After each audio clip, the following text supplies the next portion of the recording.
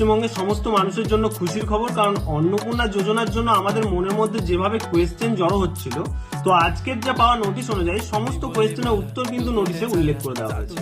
প্রথম থেকে আমি সমস্ত পয়েন্টগুলো নিয়ে তোমাদের সঙ্গে আলোচনা করে দিচ্ছি। আবেদনকারী বয়স হতে হবে 25 থেকে 60 বছরের মধ্যে, এবং দ্বিতীয় নম্বরে তোমাদেরকে বলা হয়েছে তিনি সরকারি কোনো রকম কাজে যুক্ত থাকবেন না, রাজ্য এবং কেন্দ্র সরকারের অধীনে কোন রকম বেতন বা পেনশন পাবেন না, এবং তার সাথে সাথে সরকারি এবং আধা সরকারি সংস্থা যেমন পঞ্চায়েত, পৌরসভা, স্থানীয় সংস্থা, বিদ্যালয়, শিক্ষা প্রতিষ্ঠান বা রাজ্য সরকারের সাহায্যপ্রাপ্ত শিক্ষা প্রতিষ্ঠানের শিক্ষকতা বা অশিক্ষক পদে কর্মরত থাকবেন, এবং তার সাথে সাথে তিনি আয়কর প্রদানকারী হবেন না, অর্থাৎ ইনকাম ট্যাক্স দেবেন না।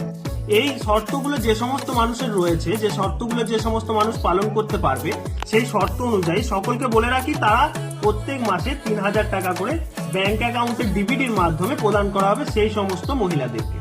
ওকে, এই ব্যবস্থা শুরু হচ্ছে 1 জুন থেকে 2026-এর, যা কার্যকর হবে 1 জুন থেকে। এবার 3 নম্বরে একটা ভাইটাল কোয়েশ্চেন অনেকের মনের মধ্যে এটাই ছিল, লক্ষ্মী ভান্ডার যারা পেত তাদের জন্য কি রয়েছে। 3 নম্বর পয়েন্টে একটু সকলে ভালো করে দেখবে। লক্ষ্মী ভান্ডার প্রকল্পে যাদের নাম নথিভুক্ত আছে তাদের অনলাইনে আবার আবেদন করতে হবে, তাদের কি করতে হবে এইটা নিয়ে অনেকের চিন্তা। তো 3 নম্বর পয়েন্টে একটু ভালোভাবে দেখবে কি বলেছে।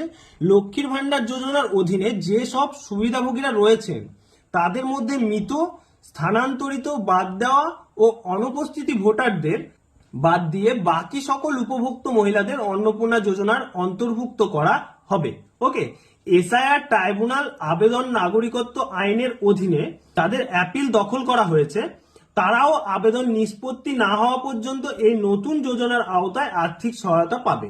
ওকে, এবং তার সাথে সাথে বলা হয়েছে মৃত ও স্থানান্তরিত সুবিধাভোগীদের নাম পরবর্তীতে নিয়মিতভাবে বাদ দেওয়া হবে। এরপর 4 নম্বর পয়েন্টে কি বলা হয়েছে, নতুন আবেদনকারীদের 1 জুন থেকে অন্নপূর্ণা পোর্টালে অনলাইনের প্রক্রিয়া শুরু হচ্ছে। তো সকলকেই বলবো নতুন আবেদনকারীদের 1 জুন থেকে অন্নপূর্ণা যোজনার পোর্টাল চালু হচ্ছে। 5 নম্বর পয়েন্টে দেখে নাও, অন্নপূর্ণা যোজনার অধীনে প্রাপ্ত সকল আবেদন সংশ্লিষ্ট সরকারি কর্মকর্তারা যথাযথ বাছাই করবেন। ওকে, গ্রামীণ এলাকায় করবে বিডিও অর্থাৎ ব্লক ডেভেলপমেন্ট অফিসার, এবং শহর এলাকায় করবে এসডিও অর্থাৎ সাব ডিভিশনাল অফিসার।